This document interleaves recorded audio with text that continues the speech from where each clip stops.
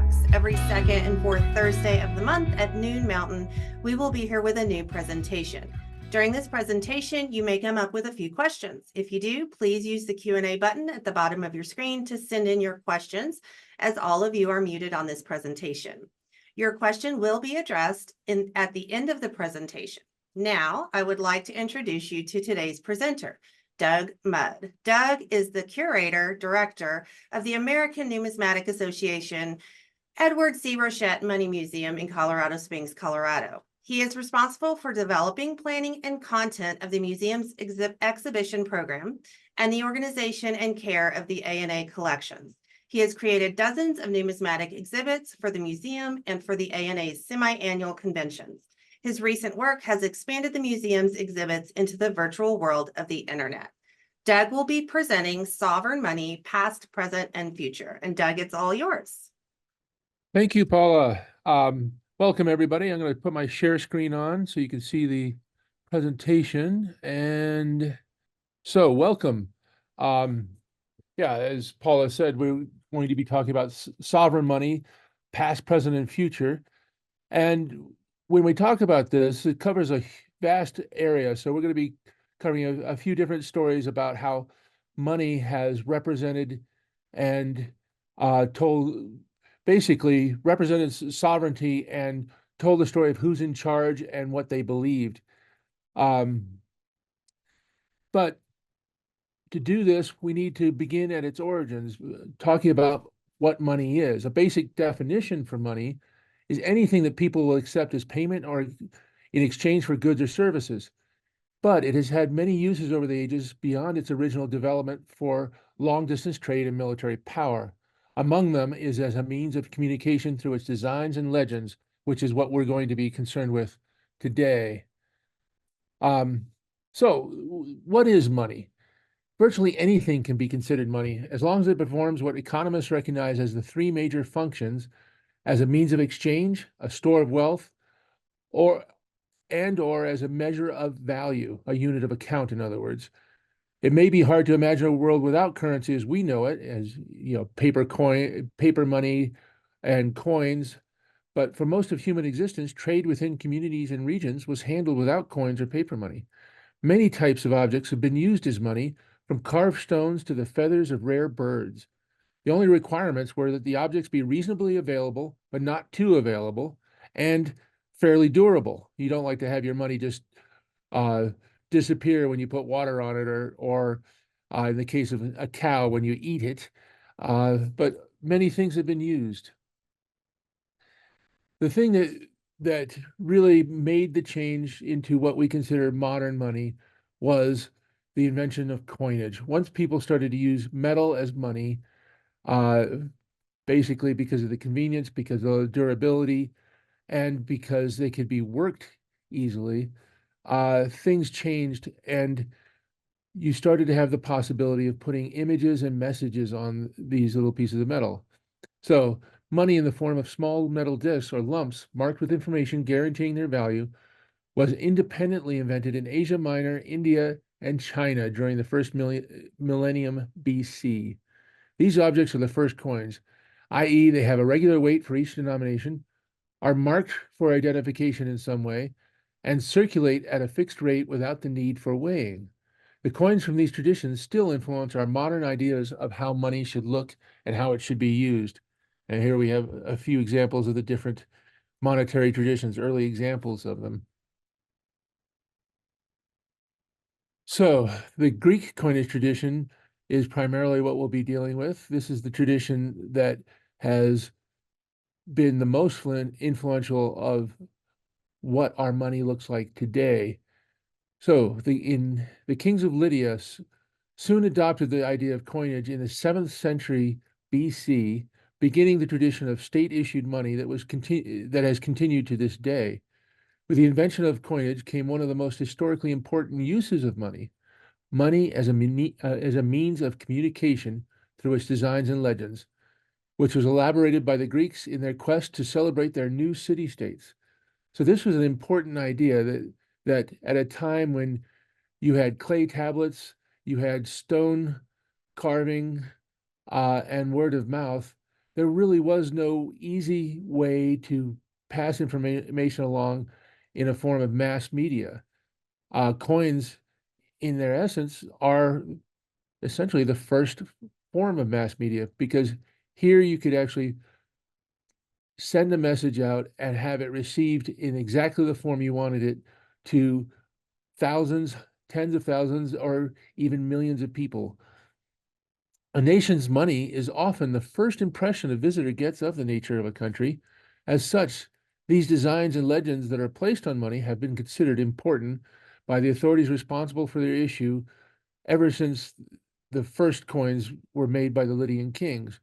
Making money, this made money critically important for us today in the study of history. This is especially true before the age of the printing press, when options for disseminating information were limited, labor-intensive, and expensive. From simple tools of trade and markers of value, money has developed through the invention of coinage into declarations of independence and power to more subtle messages conveying complex political concepts.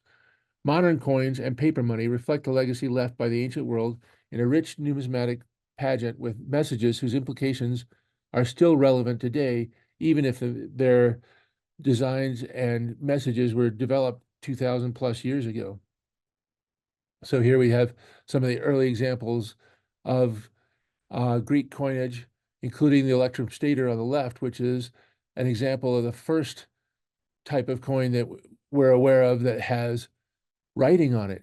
Basically, it says that Phanes made me, which we're not sure who Phanes was. We presume, since we don't have a historical record of them, that they were probably a merchant, but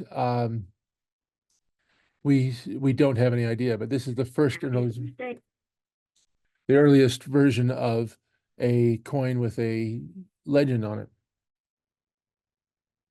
Now, the Roman Republic gained its independence from the Etruscan kings in 509 BC. The ideals of the Republic included that no individual could be more important than the state, and that the people, as represented by the Roman Senate, were sovereign, not any individual.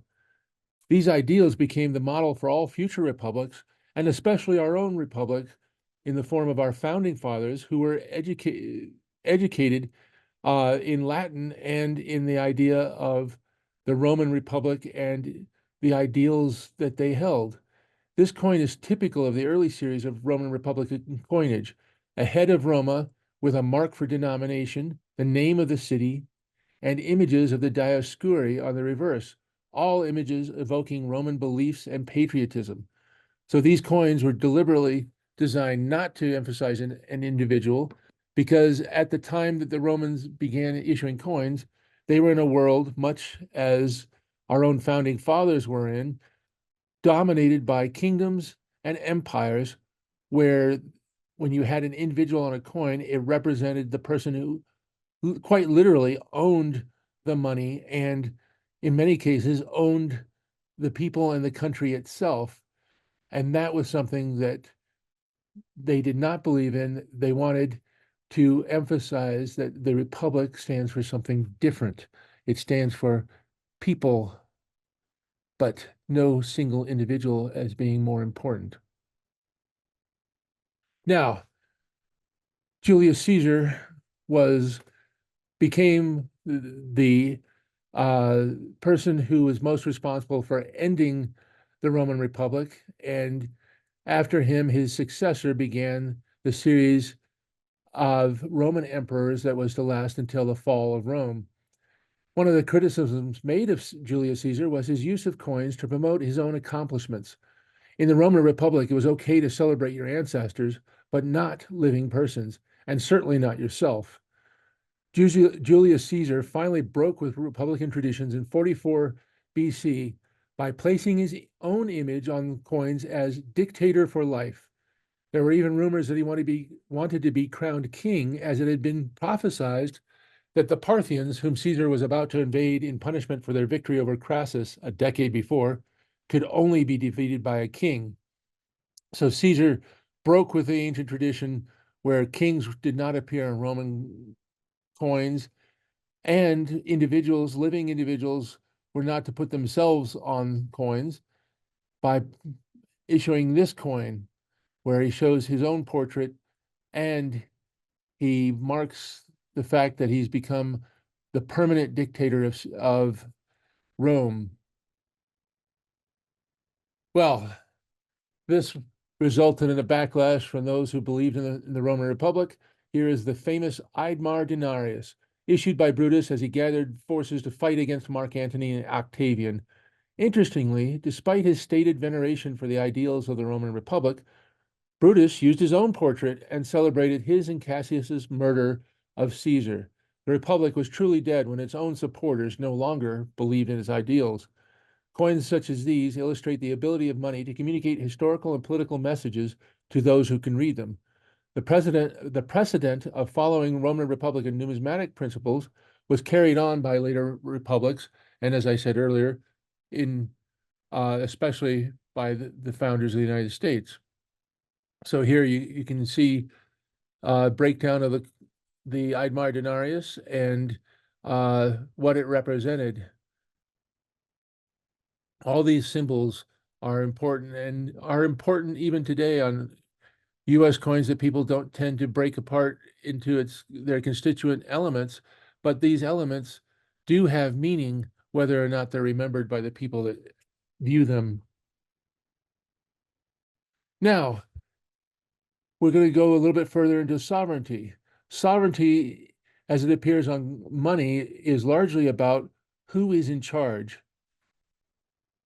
Among the most interesting new expressions of sovereignty appeared in the form of realistic city views issued by autonomous and semi-autonomous cities. If monarchs could have their portraits on coins, why couldn't cities?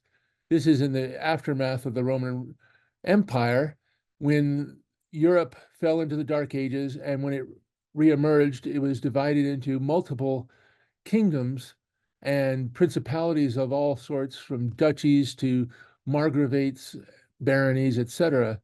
Many of them were able to issue coins, and all of them followed the tradition of the coinage essentially belonging to the ruler, the issuing authority, and most often showing images of the king or ruler.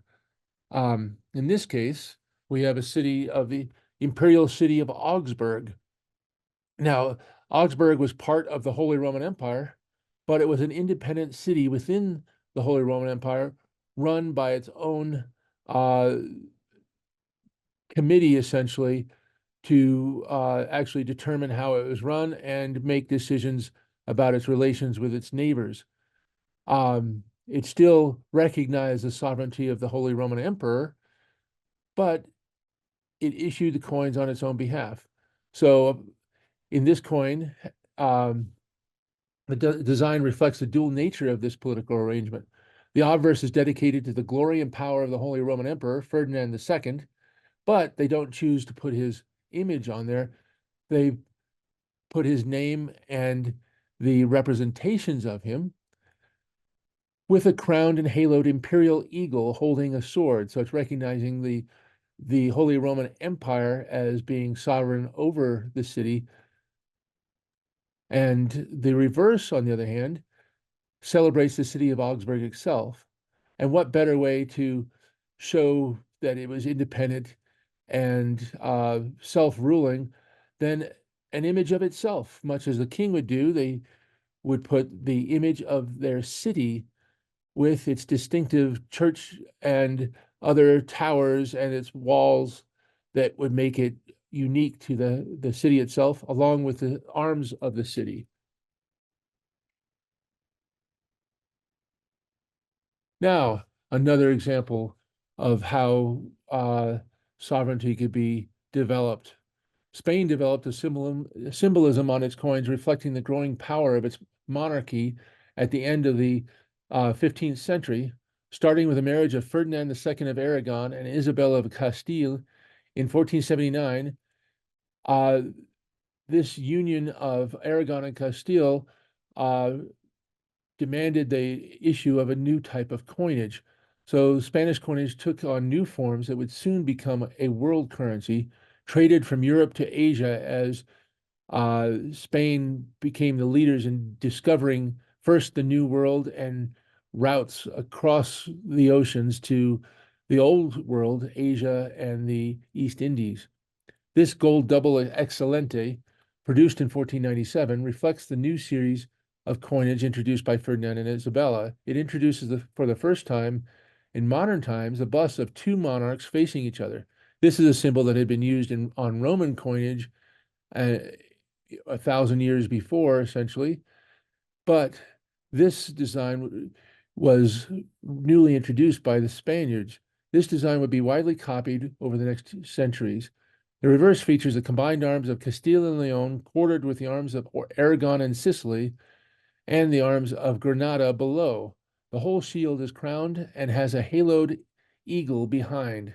The legend reads, Sub umbra alarum tuarum protege nos subu. Protect us under the shadow of thy wings.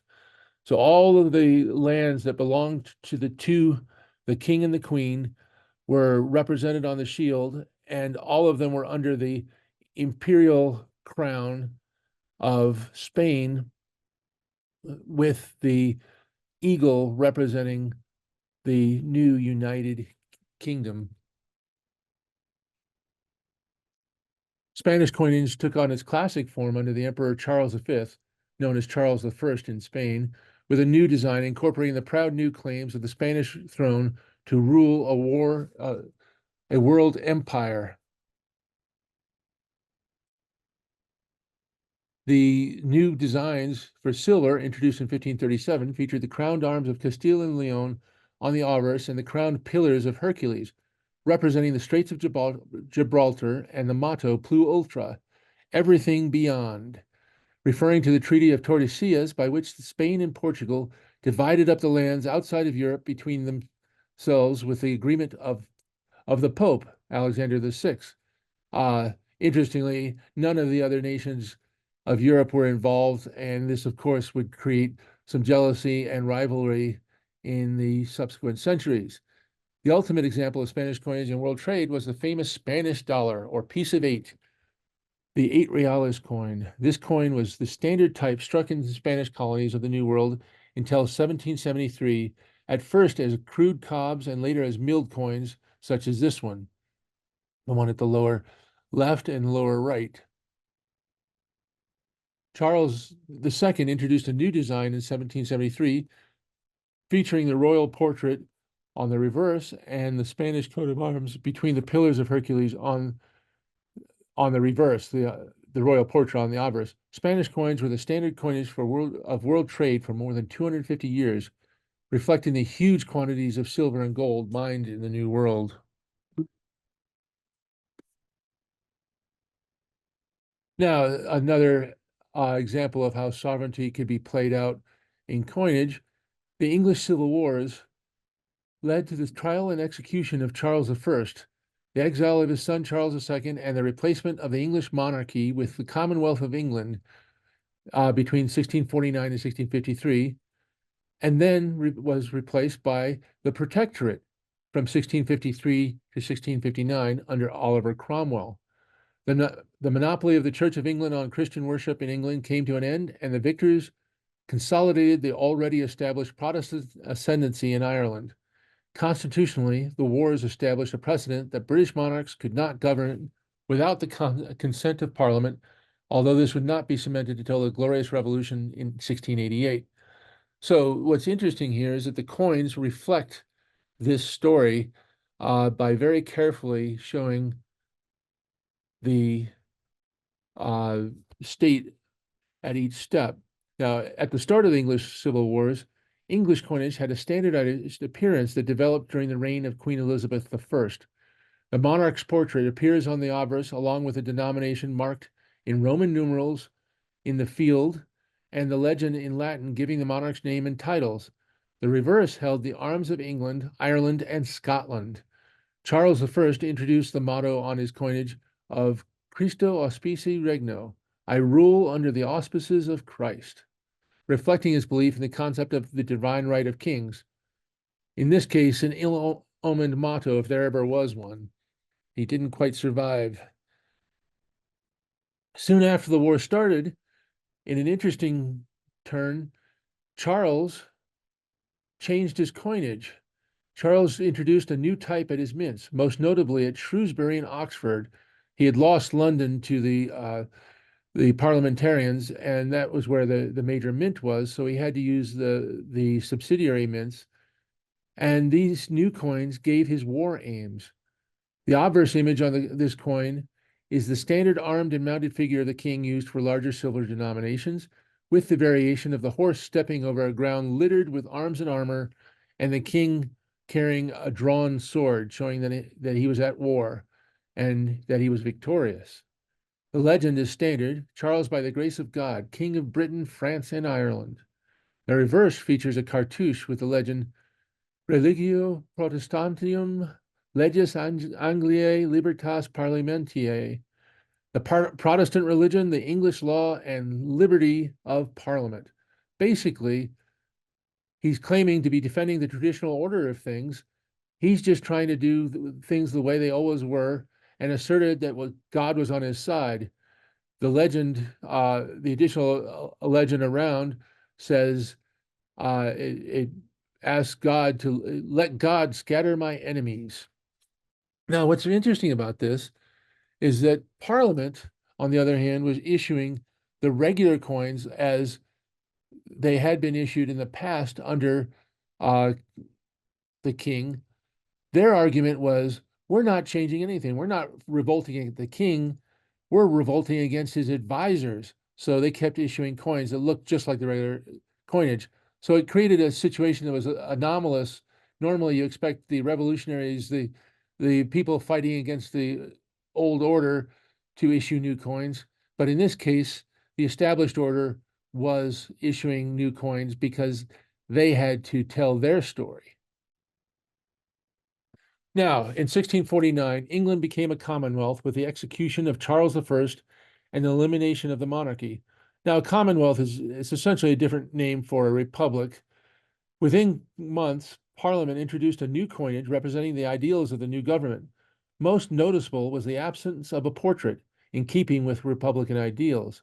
Other Republican and Protestant features are the use of a shield with the simple cross of St. George, the patron saint of England, as opposed to the normal royal coat of arms, and the use of English for the first time in the legend. The shield is surrounded by a palm branch for peace and a laurel branch for victory, showing the pride and promise of the new regime. Now, this use of English was because Latin was too closely associated with the old religion, with the Catholic religion, against which the Civil War was in part fought, especially since Charles I was what they considered a closet Catholic, and he was married to a Catholic. His queen was Catholic. So they wanted to break with the old, and the reason why they used the cross of St. George was because that the old English coats of arms were associated with the dynasties of England. So they were family coats of arms combined, basically. And so in order to distance themselves from the old monarchy, St. George had been used for centuries as a symbol of English soldiers fighting across Europe, and it was thus associated with England anyway, so it became the standard. On the reverse of the coin is the cross of St. George paired with the Irish harp. Notice that the English shield overlaps the Irish shield, asserting the dominance of England. The overall message of the coinage was to emphasize a break with the royal and Catholic past, as well as to emphasize the dominance of England within Great Britain and in Ireland. In 1653, Cromwell, who had been running the government more or less behind the scenes with the control of the army, decided to seize sole power over the Commonwealth, and proclaim the establishment of the Protectorate, essentially a military dictatorship, or perhaps another name for a monarchy, except he couldn't call himself king because he had been responsible for the destruction of the old kingdom.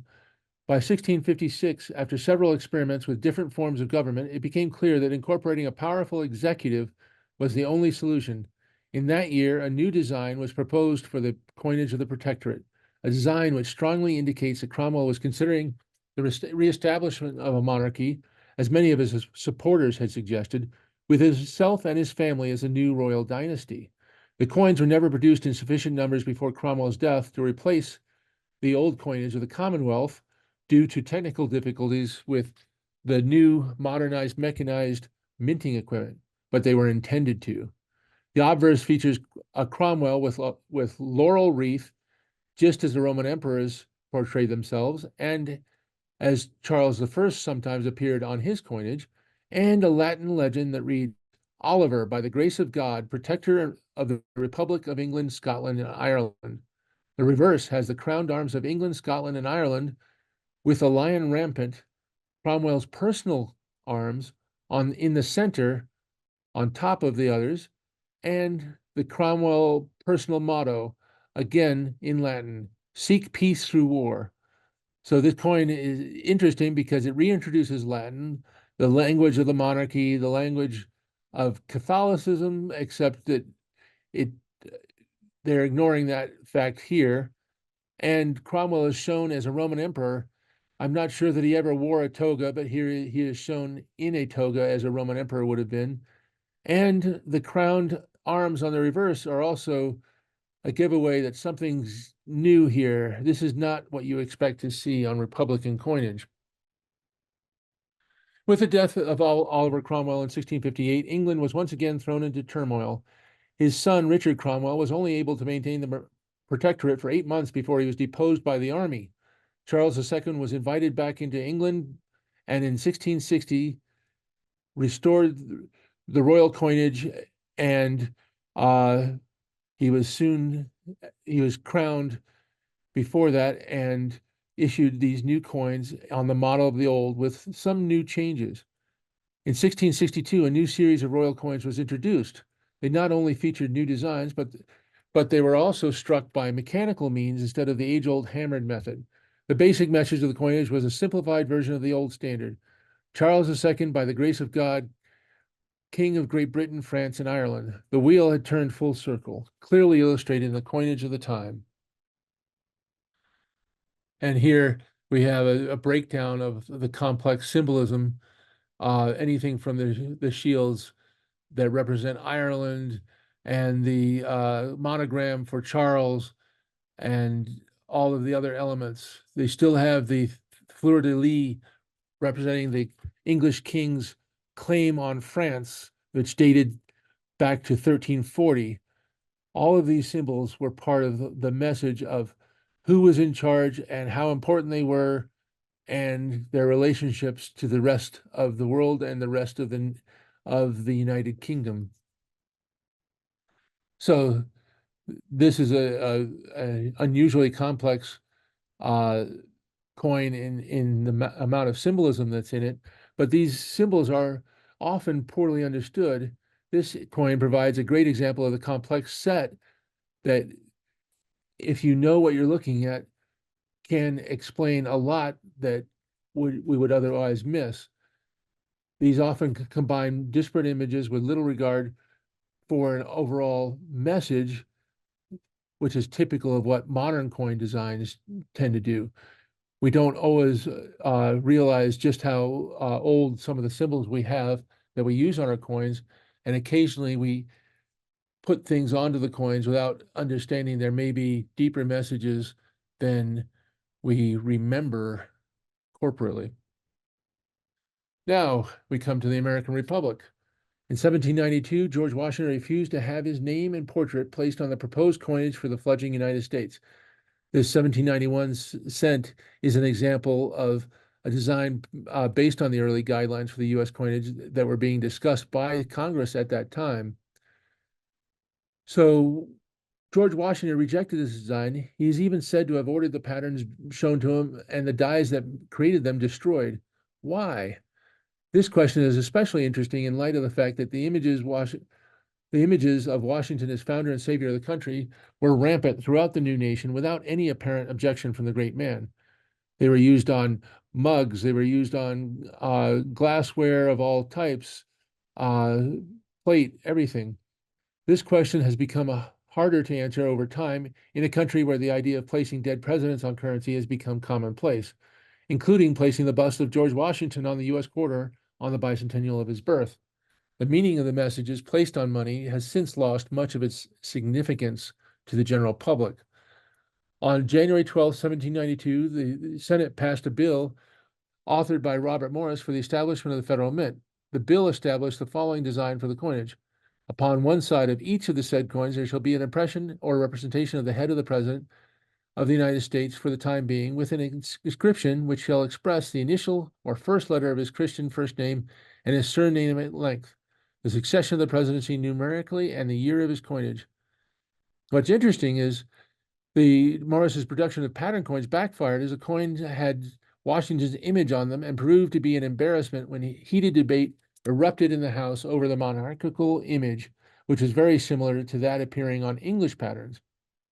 So what happened was the Senate approved the design, sent it down to the House for ratification. The House said no. The argument was centered on, well, George Washington does not want his image on the coins, and this is a monarchical idea. We are trying to form a new republic, and we don't want to give the impression that George Washington is the sole leader and primary ruler of the country, as it would on a normal royal coin of the time. So in the end, the House won the debate, and ever afterwards, we ended up with the image of liberty. But liberty has changed over the last 80 years and disappeared from our coins. Previous to that, right up until the last liberty disappeared in 1948, liberty had dominated, the image of liberty had dominated. So this idea, this new nation, this republic in a world of monarchies and empires, according to our founding fathers in the first Congress, said that it must be represented in a way that clearly declared to the world the principles for which it stands. Thus, the House passed a motion to replace the offending section of the bill as being too monarchical. The alternate wording proposed by the House was, upon one side of each of the said coins, there shall be an impression emblematic of liberty with an inscription of the word liberty and the year of the coinage. Not only would America have a unified coinage designed to simplify its economy and unify the nation, it would have a calling card to announce its independence and its commitment to Republican ideals, with images linking it to the greatest republic of antiquity. The other advantage is the use of liberty was much less contentious than many other possibilities. In particular, everyone can get behind the idea of liberty. It's a good concept. People like the idea of having liberty. What each person means by liberty might be very different, but that wasn't something that was being put on the coins. It was the concept that everybody should have liberty that lives in this republic. So it was a unifying element rather than an element of creating division. And liberty triumphed. In the United States, national imagery based on the classical themes prevailed over those previously used by the Continental Congress and the various states for their coinages and paper money. This was partly as a result of the need to form a clear break with the past. The forms and images of the Revolution and Confederation were discredited due to hyperinflation, massive counterfeiting, and economic depression. More importantly, it was also the result of a conscious attempt to appropriate the trappings of legitimacy to the new nation by borrowing from the illustrious past. And here you have some examples of the wide variety of liberty images that appeared on US coins in the past. From the 1792 half Disney to the earliest cents, and even to the 1933 eagle, the $10 eagle. Now, to show this relationship to ancient coinage, you can see that the designers of the mint did actually use examples of ancient coinage. We know that the U.S. Mint had its own cabinet from at least the 1820s, made up of world and ancient coins, which the engravers were encouraged to use as models for their own coinage This cabinet was turned over to the Smithsonian in 1928. Now we'll move on to paper currency. Paper currency, first invented in China over 1,000 years ago, has become the mainstay of modern currencies throughout the world. Some countries have abandoned coinage altogether due to the cost of producing coins and to economic instability. This reliance on paper money is a far cry from the situation at the beginning of the 20th century when gold, in the form of bullion or as coinage, predominated as the basis for most of the world's money. International trade and payments were made through the transfer of gold coins and bullion, whose value was based on their intrinsic gold content, not on any value set by the issuing government. Banknotes were considered at best a substitute for real money of coined gold, and most paper was directly backed by gold. The use of paper money was historically closely related to shortages of metal for coins, and its modern use was pioneered in the English colonies of North America, which were sadly lacking in gold and silver. American colonists had to rely on sources of gold. American colonists had no ready sources for gold or silver, nor could they get sufficient money for their needs from England, so paper money became an attractive alternative. Once the colonies had enough printing presses, by the 1680s, there were 4 printing presses in the colonies. After 1690, the number more than doubled and then continued to increase to the point where printing was easily possible and much cheaper in the colonies, and made it possible to produce currency along with the production of domestic paper, making possible the currency revolution that occurred in the colonies. This currency was used to finance its share of the debt from the King's William's War in 1690. This was the first example, the note that you'll see on the left, which is a 20 shilling piece. It's actually an altered note, which are the only ones that survive. This currency was very successful. All the original notes were turned in, except for the ones that were altered and determined to be altered. They'd basically taken the original denomination and raised it, but it is an original note. By 1740, other colonies followed Massachusetts' lead, and by 1715, 10 of the 12 existing colonies, Georgia wasn't added until 1733, had issued paper currency with varying degrees of success. Paper currency depreciated when too many were printed, resulting in inflation, and by 1740, for example, Rhode Island notes were only 4% of their face value, and those of Massachusetts had been reduced to 11%. British merchants were forced to accept this depreciated currency as repayment of debts, which led to the British Currency Act of 1751, which restricted the use of paper money in the colonies, and also the establishment of public banks by the New England colonies.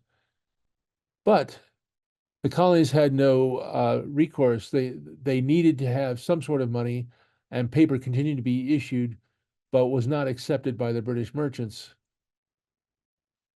The future issue of bills of credit was limited after the 1751, allowing the bills to be used as legal tender for public debts, but not to pay private debts. So things became complicated, but the story was essentially ended with the colonies being forced to use paper money and finding innovative ways to make it work by backing the money by newly opened lands to the west, and finding other schemes to make the money work, at least in the short term. But it was not a uniform success, and at the eve of the revolution, paper money was still available, but was still considered to be a poor second to actually having coins in silver or gold. With the beginning of the revolution, the new Continental Congress and the individual state governments all began to issue large amounts of paper money in order to fund the war. Unfortunately, inflation and devaluation set in, and by the end of the war, paper currency was virtually worthless. Hence the phrase "not worth a continental," referring to continental dollars. This experience began the American love-hate affair with paper money that has existed ever since. The replacement was state-chartered banks and other private institutions which stepped in to provide the majority of currency known today as obsolete notes that allowed the United States to grow from 1782 to 1866.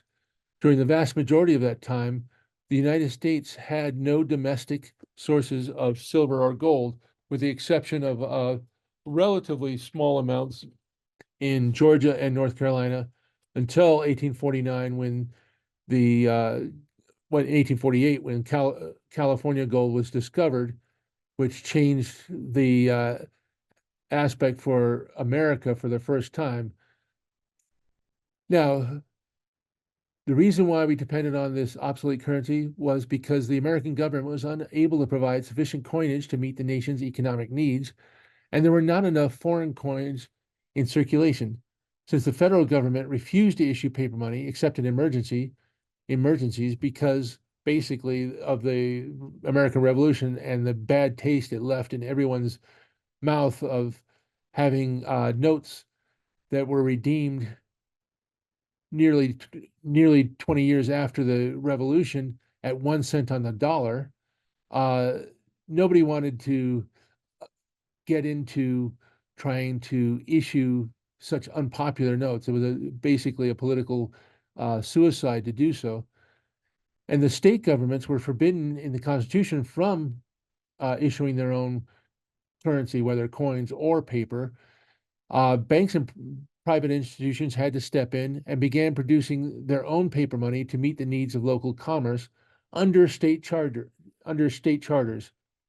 Over 3,000 institutions issued paper currency during the period, providing a substitute for the coinage. Unfortunately, obsolete notes had several drawbacks. They were only as reliable as the institution that issued them. The huge number and variety of note designs and issuers encouraged counterfeiting, and as a result, the notes were only accepted close to their place of origin, so they could be cashed in for real money if they needed to be. So basically, in an era of horse-drawn buggies or the horse, the further you move away from the origin of the money, wherever the bank was situated, the less the money would be worth. So back in a time period when 20 miles was basically going to be a day's ride, if you lived outside of that distance, it was likely that notes from that bank would be discounted increasingly as you move further away. In fact, at the time, they had newspapers where they had sections of the newspaper that listed the commonly circulating coins in a certain city or town, along with a discount they would be accepted at, 20% or 30 or 40% because of the distance between the town and the bank that issued the notes. The Civil War brought an end to the era of obsolete notes as a result of the federal government's need to create a stable national currency to pay for the war.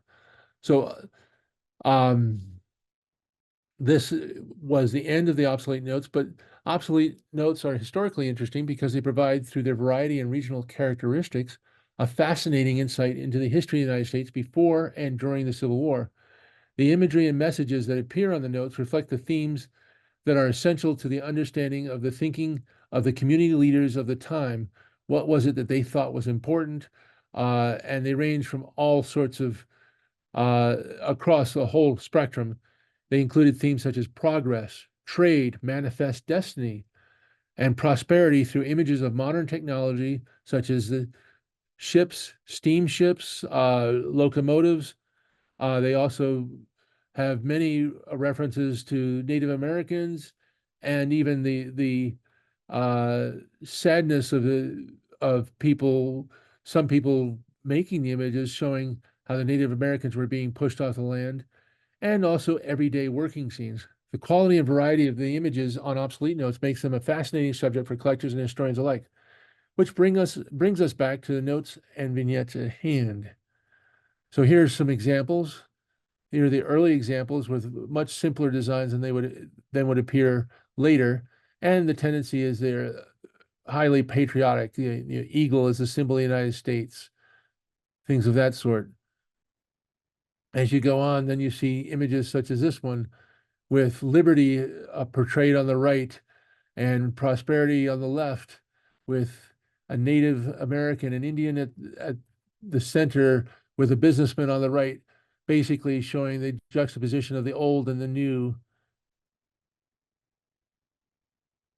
Symbols on this note representing trade and commerce, and also the triumph of liberty over tyranny on the right.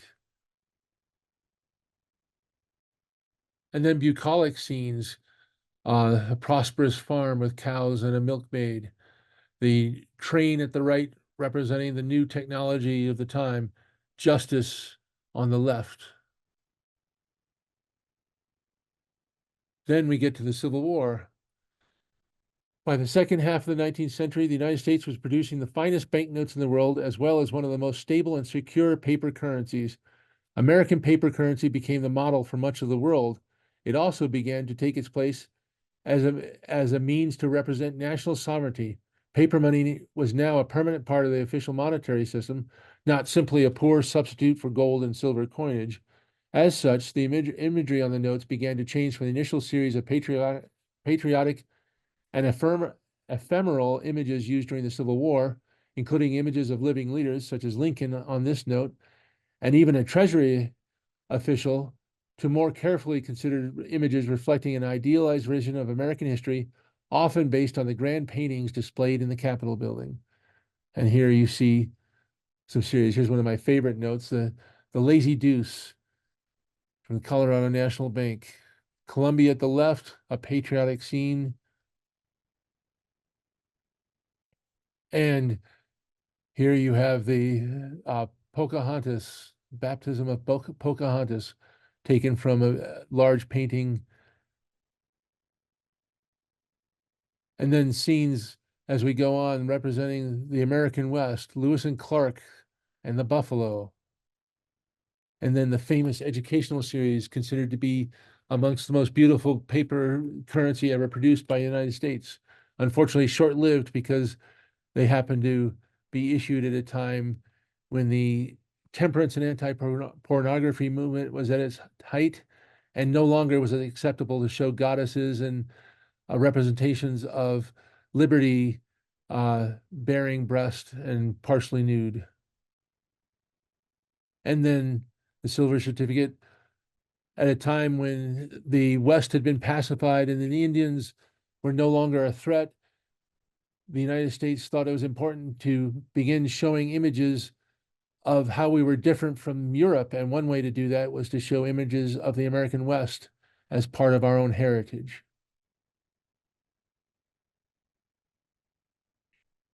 Now, after World War I, the United States emerged as the world's leading economic power. American paper began a deliberate shift to more standardized and formal designs intended to make the notes more recognizable to a world audience, including people that did not speak or read English, and to promote an image of stability and consistency that would ease their circulation worldwide. The result has been a relative stagnation of paper money design, which is becoming increasingly evident over the last 50 years as new technologies have revolutionized the look of paper currencies in the rest of the world through the use of new colors, printing techniques, and materials. But it's necessary in a situation where American currency has become the de facto first alternate for any national currencies circulating in the world. And as such, it's important that people are able to recognize immediately what US paper money looks like and accept it at its face value.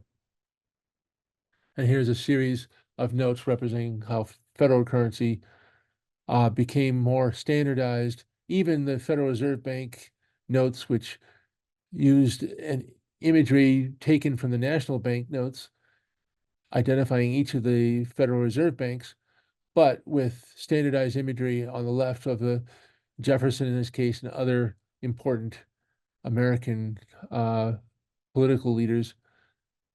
Some of these notes are quite wonderful because of the reverse images where they feature anything from a battleship on this $2 note to images of trade and industrial might that appear on others.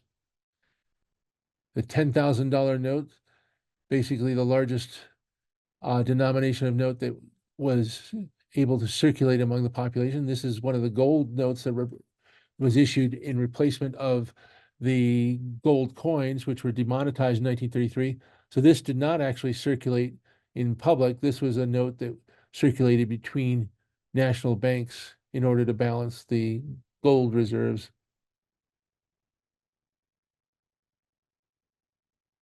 A $5,000 note. And then the Federal Reserve $100 note of the modern type. Now we'll talk about world coins. Since the 1980s, some countries, including Mexico and Australia, have begun to produce polymer banknotes from a form of plastic. This new material has been developed in order to improve wear and tear. Polymer notes last about 4 times longer than traditional paper money notes, and to improve security for the notes. In this case, we have an Australian $10, and this $10 note was the first regular issue currency made from polymer. Polymer permits the inclusion of small transparent windows in the notes as a security feature that is very difficult to reproduce using common counterfeit techniques. You can't reproduce them by photocopying or simply photographing a note and printing it on regular paper. You have to go through an extra step, which adds significantly to the lower end of the anti-counterfeiting fight. When combined with the improvements of and innovations in inks, such as the introduction of color shifting inks, the result is a new look and feel to banknotes that is revolutionizing the look and security of modern paper money. So we have the Banco de Mexico, another polymer note. Notes from Canada. The colors and variations in design are quite striking. But again, the imagery is related to the history and the things that Canada considers important to tell the world about itself. These notes are made as a message to not only their own people, but to visitors of what Canada believes to be important. Now, we'll enter the last stage of our talk, starting with what's coming up and what we've seen. Starting in the second half of the 20th century, electronic forms of currency have evolved from private and bank credit accounting systems.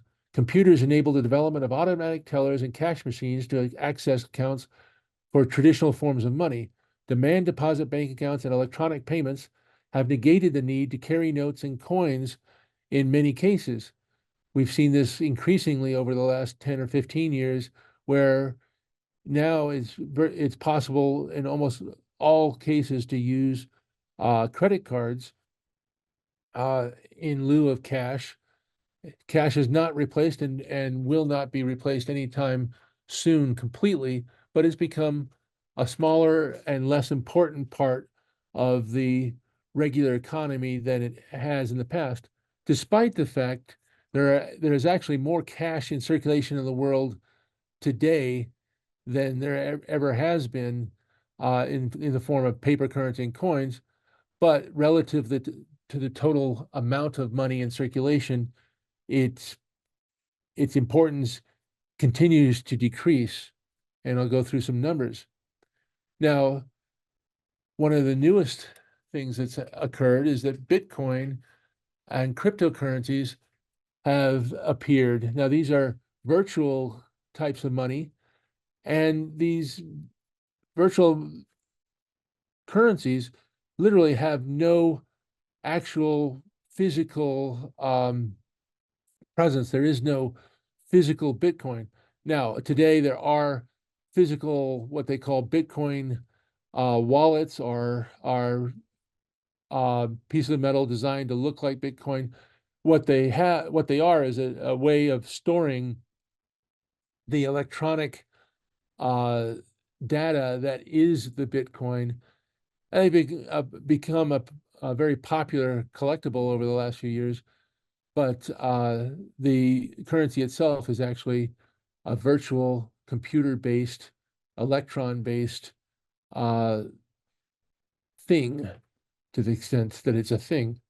Well, the base story is Bitcoin is a virtual form of money invented by a person or persons known as Satoshi Nakamoto. The identity has been kept secret for security reasons.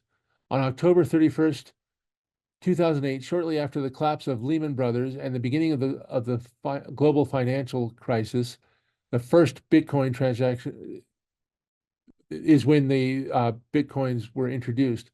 The first Bitcoin transaction was a highly publicized purchase of a pizza with 10,000 Bitcoin on May 22nd, 2010. Can you imagine that? 10,000 Bitcoin right now is worth many millions.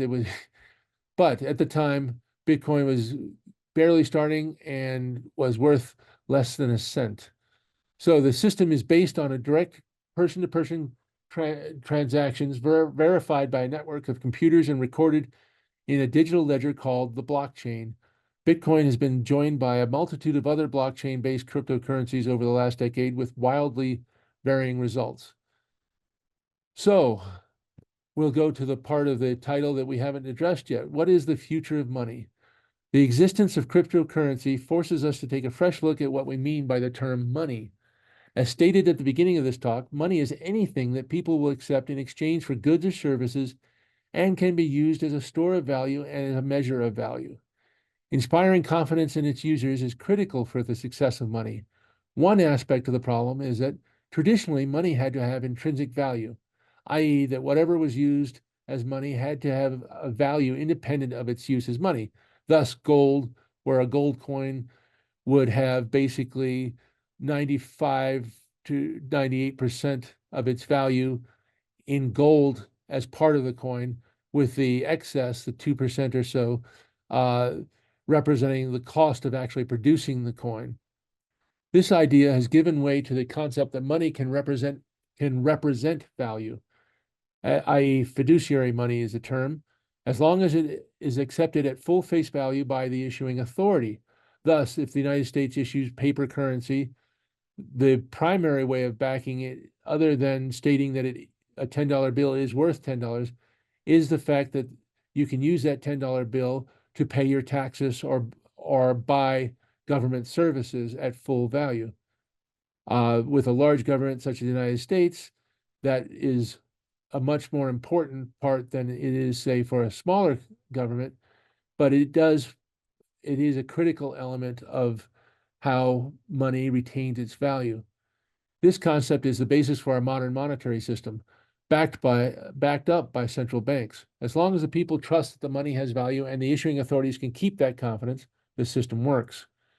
Counterfeiting money undermines confidence, which destroys the value of a currency. The battle between the counterfeiters and issuing authorities has been a constant since coinage was invented, if not even earlier. Basically, I say within 24 hours, somebody was trying to figure out ways to take advantage of money of any type whenever it was introduced to make a profit illegally.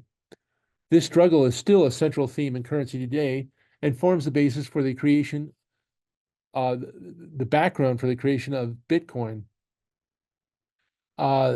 Interestingly, it turns out that most of our money today is, in fact, virtual and has been for many decades. It exists only in electronic ledgers. Estimates vary, but as of 2022, there was somewhere around $8.3 trillion worth of coin and paper currency that's $8.3 trillion worth of world coins and paper currency. 2.26 trillion of which is in the form of US cash in existence.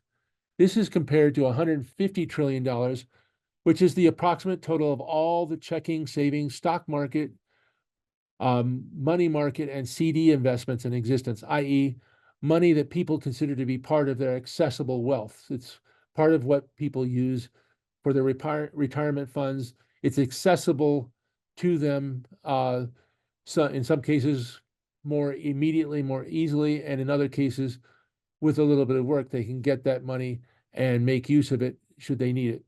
This does not include real estate and other items that have a monetary value but cannot really be considered money. So most of our money is already virtual and has been for many decades.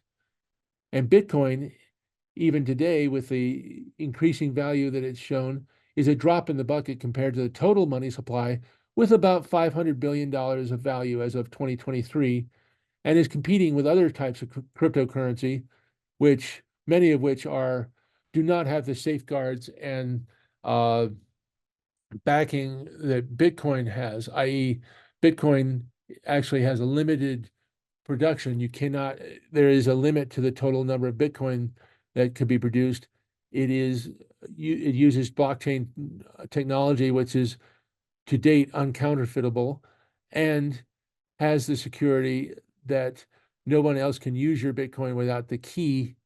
The one thing that's lacking compared to regular money, and which is critical in how it's been used to date, is the fact that it has no issuing authority, so nobody can control how it is used and the way it's manipulated, which is why it's become largely a money of investment. It's more or less like a stock without the information available that you have on stocks, but it's hard to use as a currency, mainly because if you run a business and you're trying to buy product and you have to sell that product at a profit, it's hard to do when the currency you're using is fluctuating in value as rapidly as cryptocurrencies have been doing. Uh, you know, when you have currencies dropping by 50% every once in a while or rising at large rates, it makes it very hard to create payroll and to create a stable system for running your business. Well, so to conclude this very simplified discussion of virtual currency, and specifically Bitcoin, we are actually already in a world of virtual currency. The difference with Bitcoin and other cryptocurrencies is that they have no central authority overseeing its value and security. That is handled by how many people use it and how they use it. Bitcoin has not taken the world by storm as some predicted. Think about Facebook, Twitter, and other computer-based technologies, which have significantly changed how people and businesses operate in equal or less time than Bitcoin has been in existence.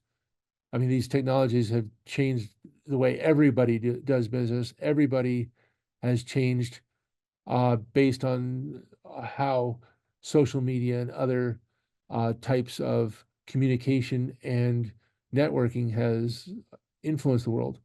But it has provided an example of how a non-governmental decentralized currency can operate, and it has managed to weather controversy and adversity over its little more than a decade of existence.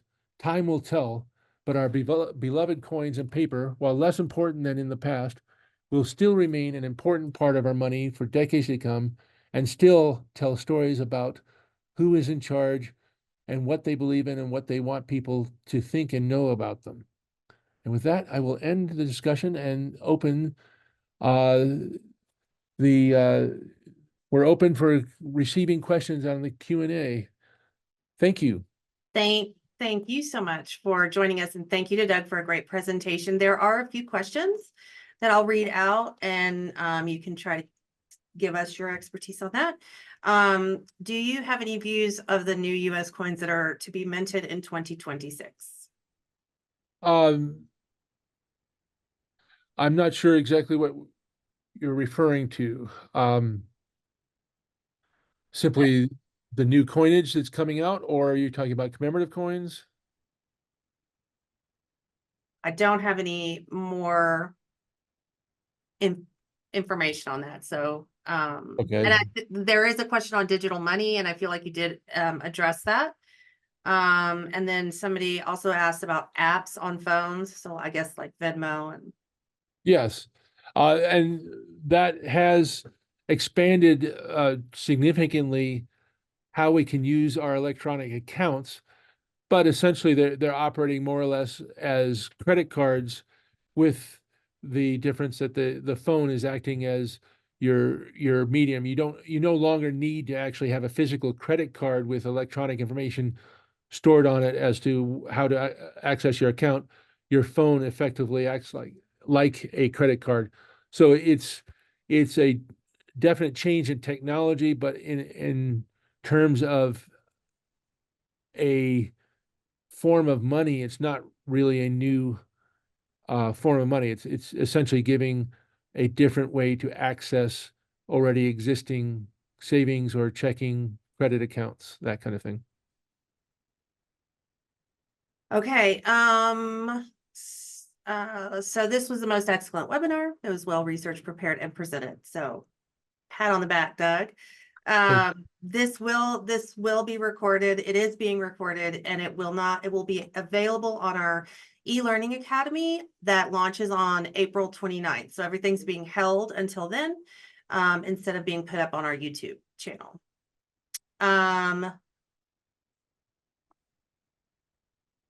Okay, I can see that Joe There you go. Bowling was asking about these semi-quincentennial commems. I have not researched those. I do not have much information on that, Joe. Sorry about that, but I will certainly look it up, and we can talk about that at some later time. Let's see. So Tracy did a survey from the Mint about the new coin designs for 2026 and was curious if you know anything about that design. Okay, so that was Tracy clarifying. Right. And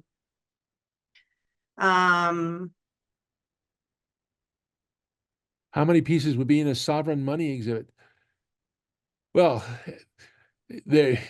you could use thousands and thousands of pieces if you want, but I think the only way you could approach it, and how I've approached it in other talks regarding specifically sovereignty without going beyond into the future, is I use vignettes, so stories relating to certain countries. So my favorites are the French Revolution, for example, where the coinage of the French Revolution very closely follows the changes in the government.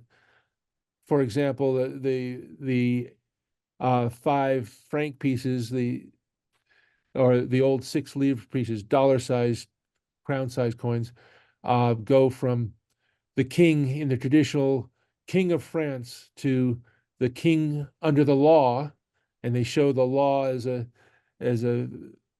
allegorical figure, and then the king is gone, and then you have the Republic of the French people, which is very encouraging. It's the French people that are in charge. That changes to the Republic of France, and now it's the Republic of France that's important, not so much the people. And the imagery changes, where you have Hercules with his arms around justice and liberty, very clearly guiding them. This is the period of the Directory, where people were being killed for not following the Republican revolutionary ideals of the time. And then you go through interesting juxtapositions of Napoleon, the first consul of the Republic, very closely following Roman ideals, and then Napoleon, the first emperor of the Republic. Emperor of the Republic, that sounds a little weird. And then they finally fix it and make him the emperor. So just if I was to do a sovereignty exhibit, I would use various vignettes, and so I would do it in probably 100 to 150 coins and paper money, other objects of that sort. Okay, it looks like that's all the questions we have. So I do want to say thanks again, Doug, for presenting. And those of you that are here with us, please be sure to check for future programs on our website at money.org under the Events and Learning tab.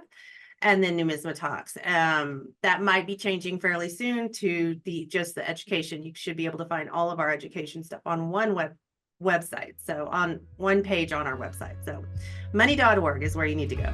But thanks again, and I hope everybody has a great afternoon. Thank you, Paula.